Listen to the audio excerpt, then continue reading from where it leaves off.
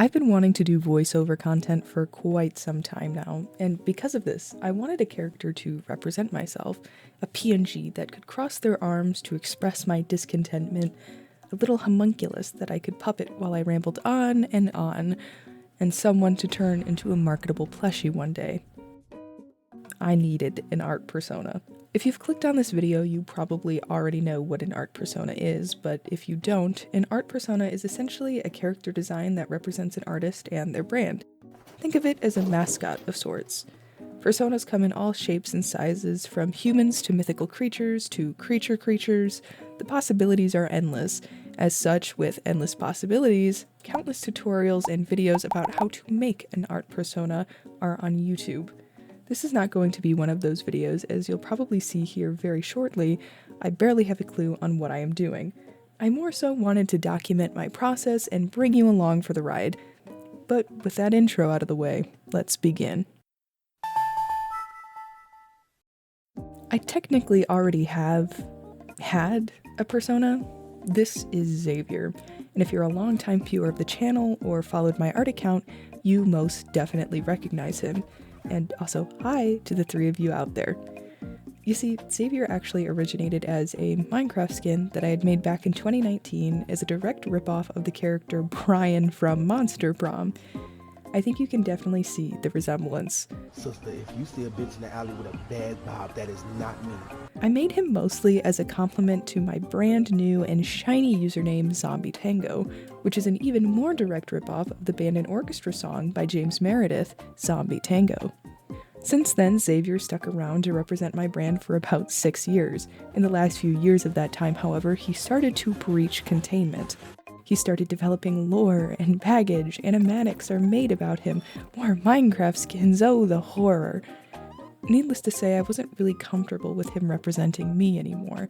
He was his own character, so I'm promoting him. Or is it demoting him? I don't know. Either way, he's a full-time OC now, and don't worry for the 1.5 Xavier fans out there, he'll be sticking around on the channel, for better or for worse. But that still leaves the question. What or who am I going to make my new art persona now?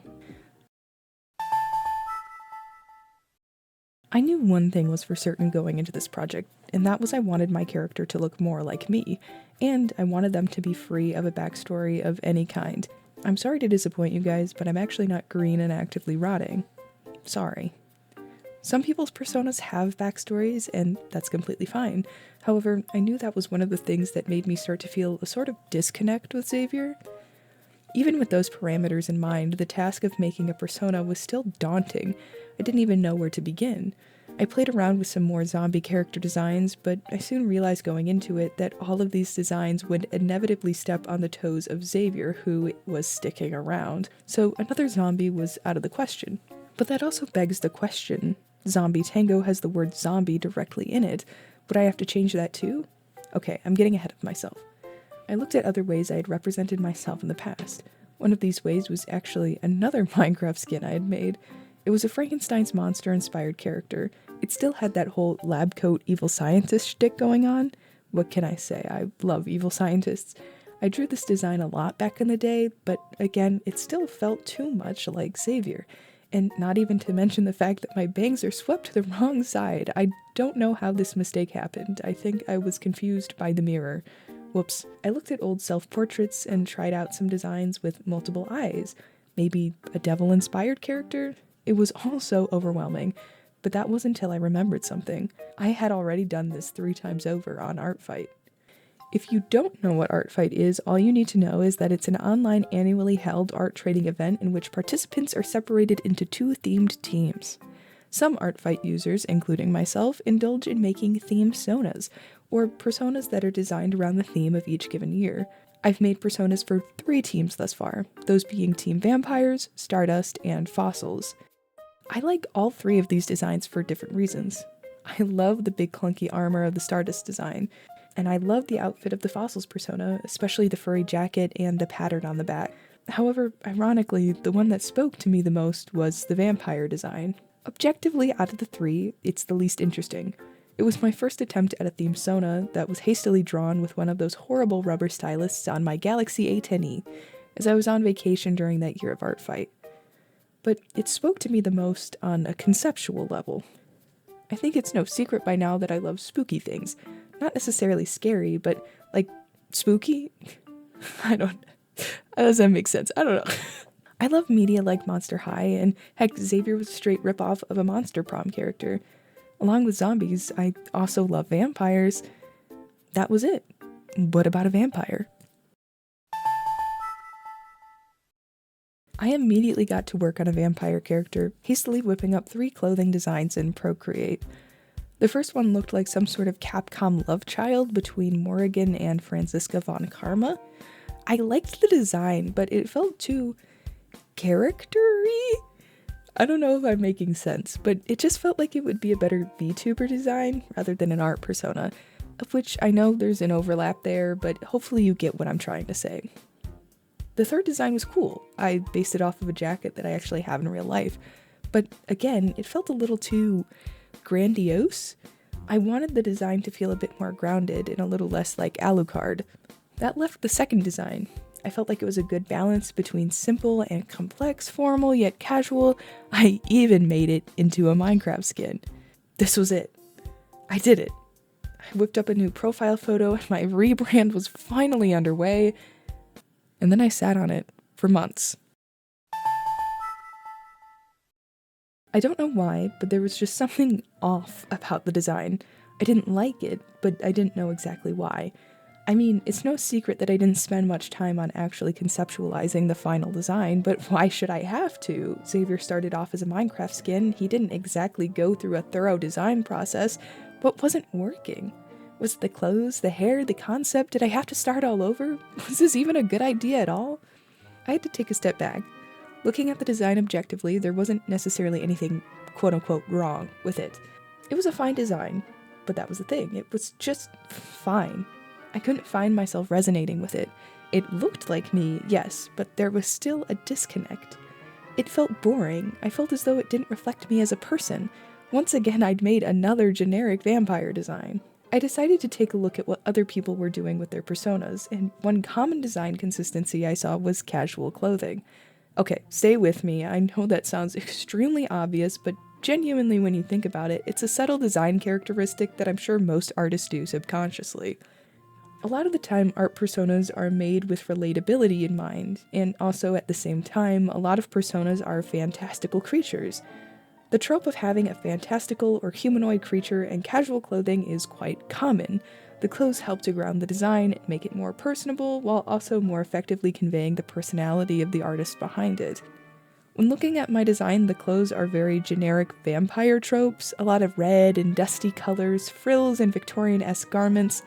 Nothing is really being said through the design, and therefore about me.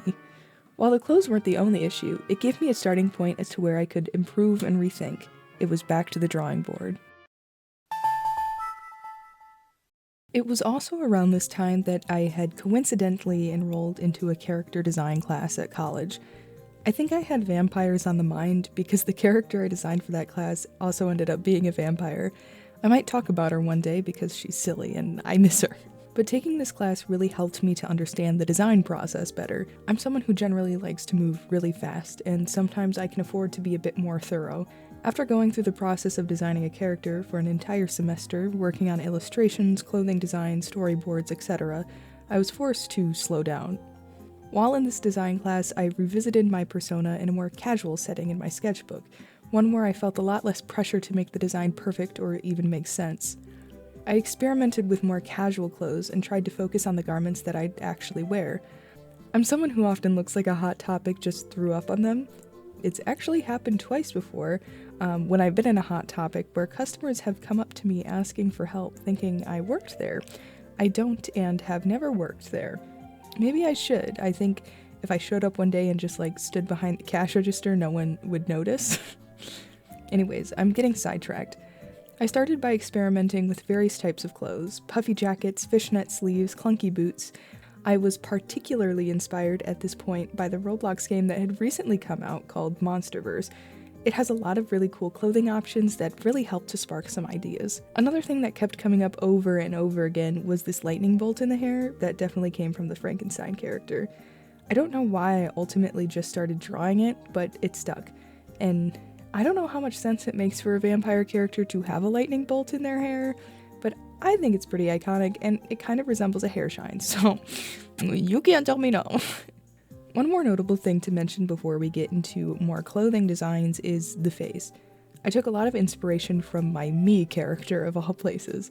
I was kind of obsessed with Mii's for a short period of time, and I love my little guy, especially the sort of silly, tired look on his face with that cat-like smile.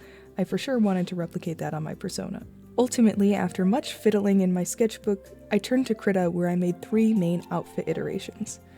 Upon examining the first drafts, I ultimately decided to develop the 3rd design further. I thought the clothes were simple enough to replicate, yet also distinct. The outfit is also one that I've worn in real life before and quite enjoy. Upon my second pass of designs, I didn't end up adding much. I added a spiked and beaded bracelet as they're accessories I often wear. Later, while making a model sheet, I ended up actually changing the pants from a black to this bluish gray, as well as making the color of the eyes the same color as the pants. The differences in shades between the turtleneck and pants were a lot more evident on my drawing tablet, but when I moved it over to my main monitor, it was clear that it just looked like some sort of weird jumpsuit. So the blue-gray was a nice way to break up the palette a bit more. And with that, I was finally done. Here I am! And now look, I have different expressions so you know when I'm perturbed. Would you guys be mad at me if I still said I wasn't entirely satisfied with the final design? I don't know, something still feels off about it, but I'm a lot happier with it than the initial pass. I knew that if I didn't put my foot down and decide, I would end up working on this design forever, so if you have any feedback for me in the comments, I'd really appreciate it. But also please be nice to me. At the very least, I can find comfort in the fact that nothing says that the design can't change over time. I'm sorry if you found one of the earlier designs or concept sketches cooler than the final. Looking back on all of my footage, some of those outfits were actually pretty cool. But I don't want to end this video in doubt. That was chapter 3. So for now, here I am. And while we're on the topic, I did end up changing my channel name to Thankfully. I thought it matched my persona and new branding a bit better, and is quite a lot nicer than immortalizing myself as a band kid. If you've made it all the way to the end of this video, I just want to thank you so much for watching. I'm really new to this kind of content, so I appreciate your support. And for those of you who followed me for my animatics, don't worry, I'll still be making those too. I'm thinking maybe a few tutorials, maybe some story times. Let me know your thoughts. Oh, and if you want, maybe subscribe and share this video with your cat or something. If you do that, tell your cat I say hi.